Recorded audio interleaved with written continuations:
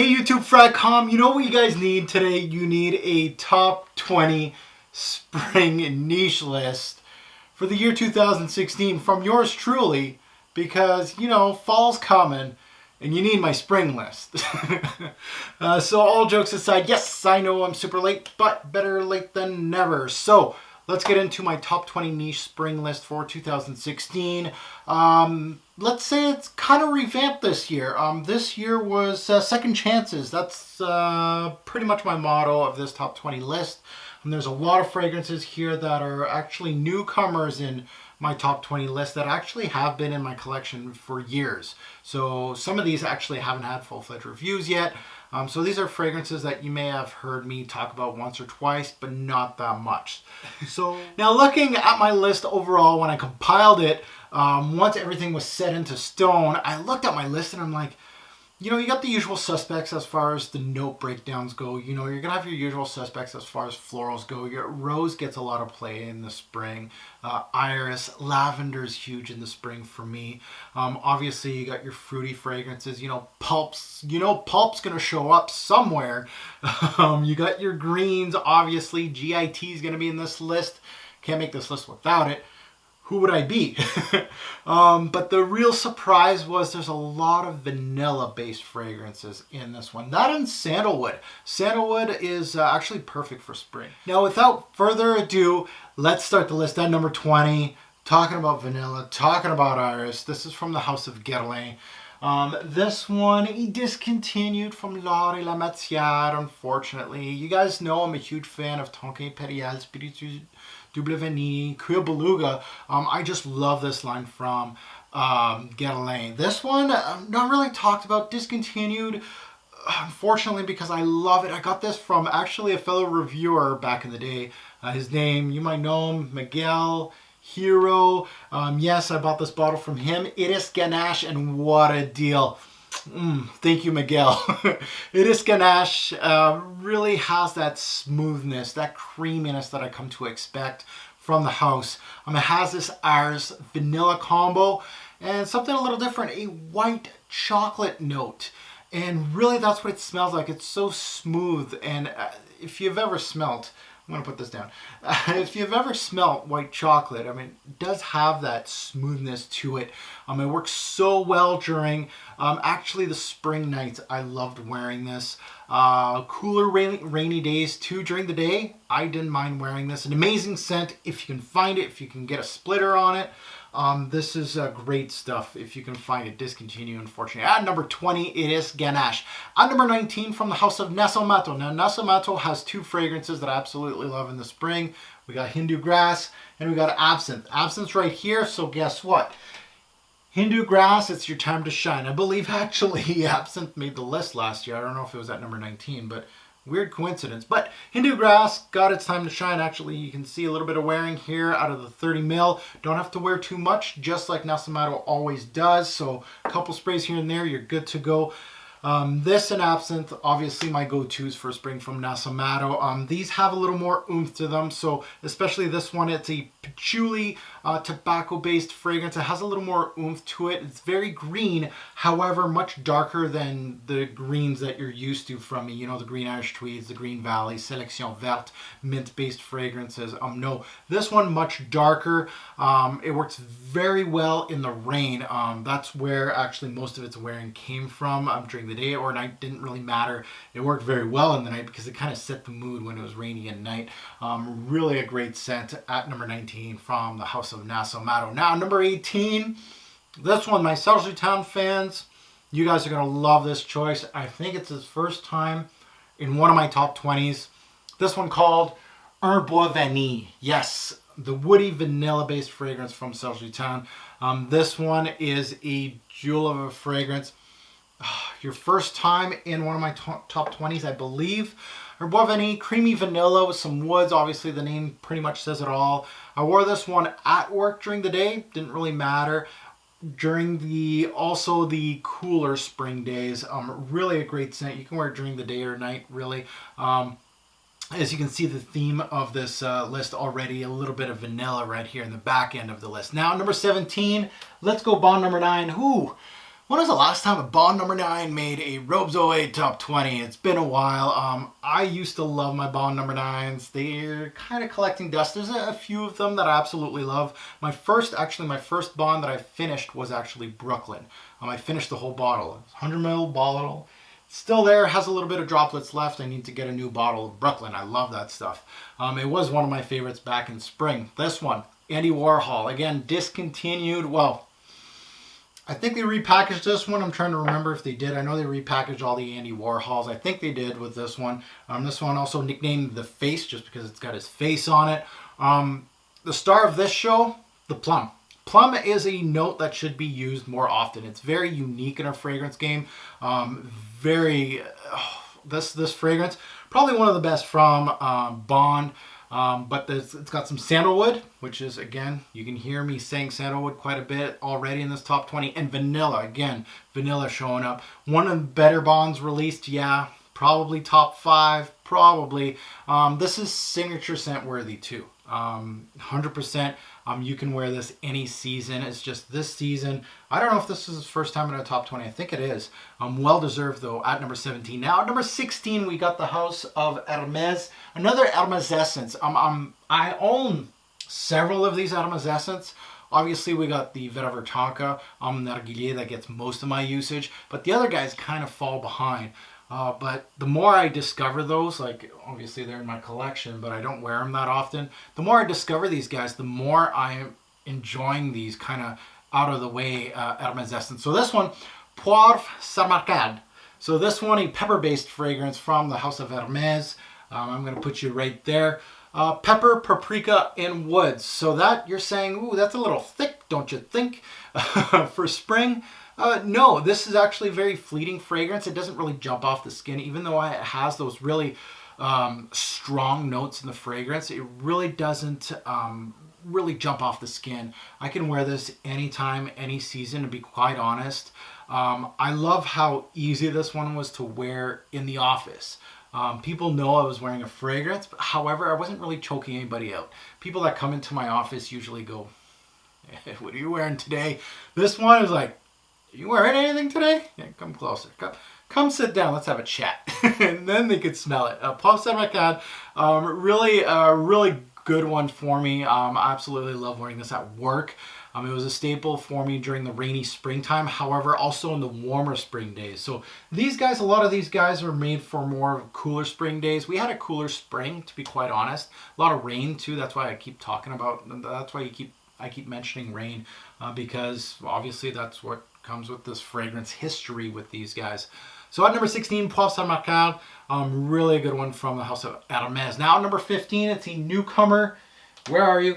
I bought this last year, first time in the list. Yes, this is from Andy Tower. My first fresh fragrance from Andy Tower is Zeta, the green bottle. I don't know if this one's, I didn't really do my research knowing if this one was discontinued from him or not. But I really wanted to snatch a couple of his fresh fragrances that I absolutely love. Zeta is one of them. It is spring in a bottle. You can see the lime green bottle. That is what it is. It is my favorite warm weather tower. Beautiful linden blossom. That is the basically the star of the show in this fragrance. There are some florals and some citruses in here. Beautiful. And basically the first fragrance in this whole list that is a true blue spring scent. It really just makes me think of spring. All these other guys can be kind of mismatched in other seasons, but this is built for spring. At number 15 from Mr. Andy Tower. At number 14 we have a Jean-Claude Elena fragrance. Ooh, Mr. Elena, what did you do for me today? Mr. Elena, actually this fragrance I've had since I actually bought this in New York City when I went to New York. This is from the Frédéric Malle collection, L'Eau d'Hiver. Now, L'Eau d'Hiver is a fragrance that I don't even know why I bought it. I think I bought it because Elena's name was on it, because at the time, this really wasn't one of those fragrances that I absolutely loved. To be quite honest, I liked it, but I didn't love it. I could have bought something a lot better, something a little more my taste. But L'Eau d'Hiver, this year, talking about, you know, true blue spring scent that I was talking about, Zeta, same thing, L'Eau d'Hiver. Elena's the nose behind this one. Heliotrope, which is not one of my favorite notes. Musky with a huge iris backbone. It kind of has that powdery iris-like feel to it, and a little pinch of honey for some sweetness.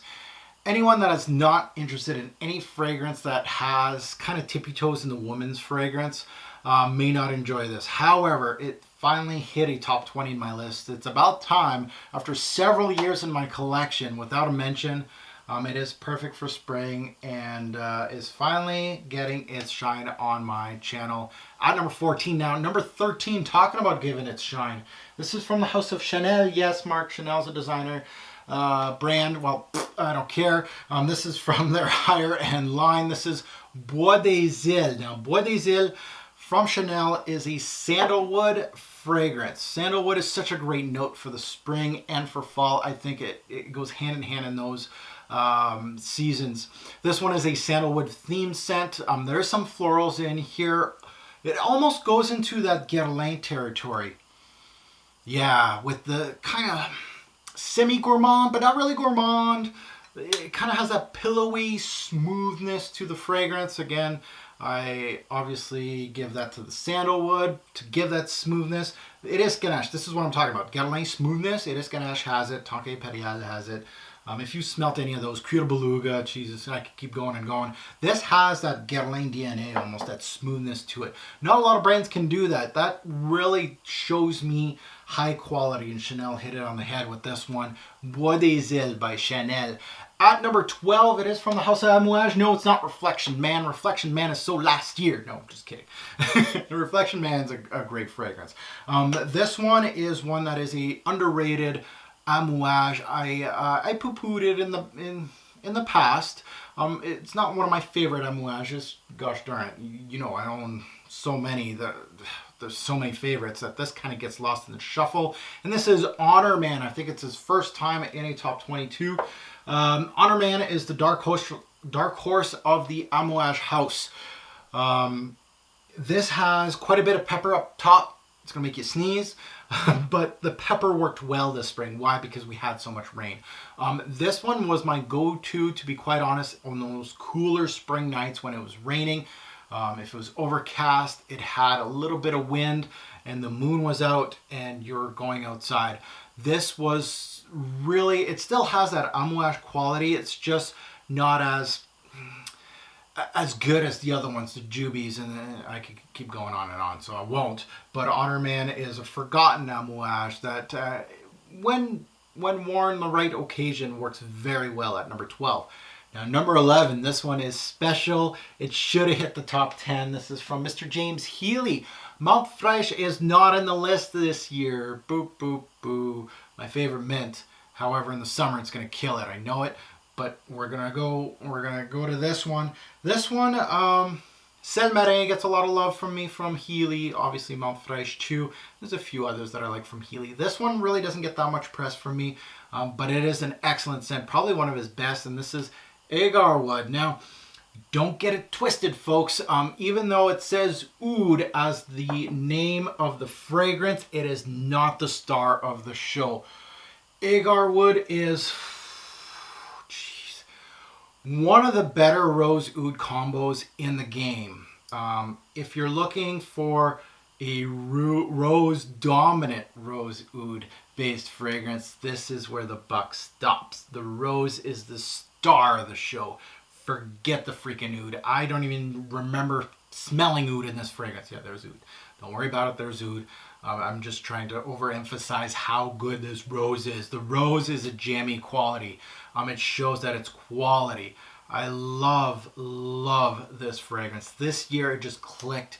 This could have been easily number 1 on this list for me. If spring would have been a little longer, Agar Wood would have peaked in that top 5 because it was more towards the end. I wore this at work. It projects though. You got to be careful at work. 2 sprays, that's it. Don't be a jerk. You can wear it at night. You can drink daily. Dress it up, dress it down. Agar Wood was really good. Again, rose and oud is a overplayed kind of mishmash. I own probably 3 dozen of them. But this one is probably the one that overemphasizes the rose very, very well. Now let's move on. My top 10. Let's take a look at number 10. Where are you? Acqua di Parma is showing up. I don't think Acqua di Parma ever made a top 20, but today it will. Colognes Assoluta. Cologne Assoluta is what can go wrong when you put these two parfumiers together. My two favorite parfumiers, Jean-Claude Elena and Bertrand de Chauffour. Nothing can go wrong. They made this. Yes, my two favorite noses decided to make a scent together. A simple, straightforward, classical citrus fragrance with a little bit of a barbershop appeal to the fragrance. It has been in my collection for several years. I do have a review on my channel on this fragrance. I don't recall this fragrance being worn as much as of this year in the past. In the past, even in my review, I wasn't lukewarm. I think I gave it an overall score of 8. It sounds about right, 8 or 9. But either way, great juice. Elena, you can still smell a little bit of Elena in there. At number 10, Colognes Assoluta, a good one from Acqua di Parma. Now number 9, talking about newbies, what's going on with me? This one from Penhaligon's. When was the last time I talked about Penhaligon's? Probably never. The Old English brand of Penhaligon's introduces Sartorial. Sartorial, talking about Bertrand de Chauffour. His name is going to keep showing up in this list. De Chauffour is my second favorite parfumier. If you didn't know, he's a genius. He made Jubilation 25, by the way. Sartorial. Now, my favorite from Penhaligon's. Yes, Penhaligon's is a brand that I'm very lukewarm on. Actually, I'm pretty cold on this brand. I really don't get... They all smell like old English guys. No offense. Please don't take any offense to that. Sartorial's a different breed. It truly makes me think of the British. It does have that British brand, but it really has that... it's got lavender in it. Some sweetness, but a weird metallic note too. Really crazy. Truly one that shined it this year and finally made the list. Way to go, Sartorial. I can't wait to actually do a full-fledged review on this one. This is the fragrance that makes me want to go and test out some more Penhaligon's. I've tested out a few, but this one really caught my eye. At numero 8, we have a Xerjoff. Now, Xerjoff, always very popular in my top 20 list. You got 1861, you got Uden, you got actually all these guys, Kobe, Neo. Wait a minute, they're in there. So what made the list? Richwood. Richwood, the king. Well, no, Xerjoff is the king of Xerjoff, but this is... is 1A and this is 1B. This is, Richwood is absolutely gorgeous scent. Let's smack it right over here because it is gorgeous. Now, if you're looking to put a dent in your wallet, first and foremost, buy Richwood, full bottle. Do it like I did. No, seriously, patchouli, rose, and sandalwood. It's a sandalwood-based fragrance. I got lots of patchouli in this fragrance, but also the rose has a main... Well, the 3 freaking notes in here are the major notes in this fragrance. There's other notes in this one, but those are your major players. The scent is so rich. It's so creamy. It really is beautiful. It is a work of art. It is signature scent worthy. It would be in strong contention of being one of my only signature scents. If you put a gun to my head and said, what's going to be your signature scent, Mark? This would be it. I wear this in the office. I love wearing it in the office. Date nights, night, day, doesn't matter. In the spring, Richwood just works very well in the spring at number 8. Now let's take a look at number 7. Number 7 from the house of Parfum MDCI. I am going to throw out the bust. There it is. Invasion Barbare. The first fragrance that was in my list last year at number 11 jumps up at number 7. It's such a classic scent, guys. Invasion Barbare, classic fougère in the fragrance game, signature scent worthy. Yes, these two are so easy to wear. Lots of lavender in this one. It is a work type scent. I really don't have much of a... It doesn't really have that much of an appeal as far as, women coming up to you with this fragrance. No. It really is just a masculine classic scent that you smell like a man. Quality is the name of the game when I'm talking about Invasion Barbare. Anybody that smelled this or owns this knows what I'm talking about. Just the way it was put together. The notes that are in here, very authentic, well done at number 7, Invasion Barbare. Now we're going to start talking about an Invasion Barbare. It's going to be the Invasion Barbare of the Creeds, because this is when my three-headed green monster comes into play. At number 6, we got the first one of the green-headed monster, who is the worst one of the bunch. Even though they're all great, it is Sélection Verte. Oh man, did I put a dent in my Sélection Verte. 100 mils. Oh, I probably threw 30 here already. I'm getting sad because this stuff is hard to find now. Sélection Verte was number 8 last year, so it jumped up to number 6. This one, green and citrusy. It's got mint in it. Very authentic mint, kind of like Montfresh, Healy. It has that really uplifting mint that I absolutely love in a lot of fragrances, but this one does it really well. And the citruses, very juicy, very authentic, well done, very green, very crisp, also very transparent. This fragrance doesn't really have much depth to it. So those hot, humid spring days, Sélection Verte is, it's simple, however, it's very authentic. It's a hidden gem in the Creed game. You know, when you're talking about your top 10 Creeds, everybody's talking about blah, blah, blah, the same Aventus crap. This is like a dark horse. Nobody really talks about it. Well, it's not really that easily available. I understand why, but Sélection Verte, a great one. At number 6. Now, at number 5, we got another one that is coming back to the list from last year. This is from Slumber House. This one's a jewel from Slumber House. It was number 5 last year, number 5 this year. Good job. You're staying in the same spot. Pear and Olive, baby. At number 5, Pear and Olive gets points for A, being unique with the note of pear, which is absolutely amazing. I want more fragrances to start using pear. Designer companies are starting to use pear in the introduction of their fragrances, so I'm starting to be a little happier about that. Now, pear, obviously a great use of a note for spring and also summer.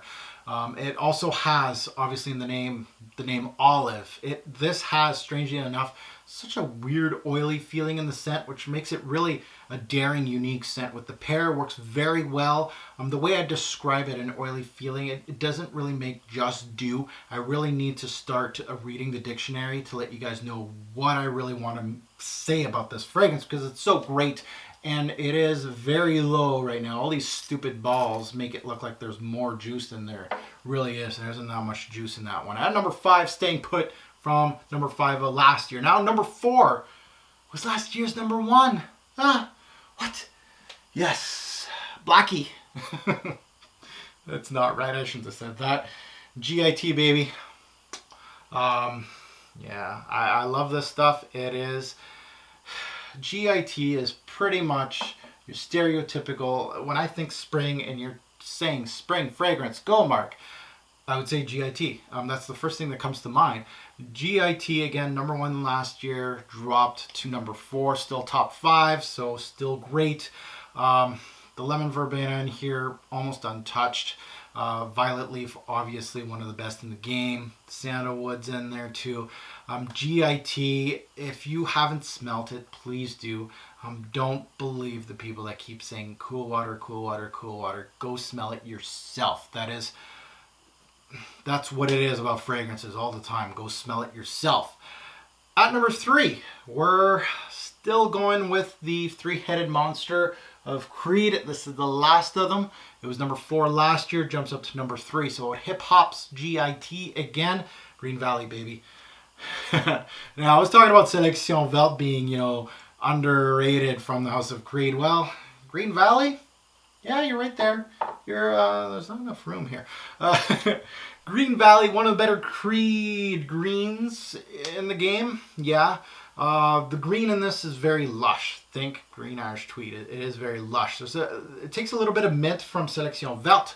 It actually takes a little bit of the black currant from where's Silver Mountain Water. Another great spring scent, just didn't make the list. Obviously, a great fragrance that takes a lot of some of the greats from Creed and mashes it up in Green Valley. I don't know why that one's kind of axed. I want it back. If you can find it, find it. I think I saw it on the Creed website not too long ago, but I might be wrong. My eyes might be playing tricks on me. But Green Valley, a great scent. At number 3. Now, top 2. Creeds are done. Don't, Aventus fanboys, sorry. At number 2 was number 7 last year. Yeah, moving on up. Again, this fragrance went kind of yo-yoed. It stayed like top 3 for a while for me, and then it went down to 7. Comes back up in top 3. Pulp from Byredo. Pulp is a beast. I've never smelled anything like this in the fruity game ever. It stands by itself. It's a beast first and foremost, so you're getting your money's worth. If you like this scent and you like fruity scents, you're going to be in heaven because it projects, especially if you like fragrances that project a lot and they last a long time. This is longevity and projection is just through the roof. It's gonna last. It's very unique off the top. It has a tartness to it. The blackcurrant note's great in this. It has apple. Really a great scent. Pulp is outstanding at number 2. Now number 1, we have a new number 1 this year. I think I already called it anyway. You guys probably already know what it is. It is a newcomer in my list. Well, it made last year's list because I got it last year and I couldn't stop wearing it. You guys probably know if you're a Robes OA true subscriber and you've watched last year's list. It was number 2 last year. Enchanted Forest. Enchanted Forest is something that is just to die for. Talking about blackcurrant from Pulp, the blackcurrant in this is obviously the major player in this fragrance. You know this dark purple bottle? That's exactly what I'm thinking of. Blackcurrant, beautiful. It's the best in the game. The nose behind this one is Bertrand de Chafour, by the way. Again, I haven't said his name enough in this list. It really evokes the blackcurrant buds, the stem, the leaves. It has that fruity blackcurrant, almost jamminess to it, with a bit of woods. Really an outstanding scent. One of my favorites. Well, my favorite for spring this year. Enchanted Forest is untouchable in this list at number 1.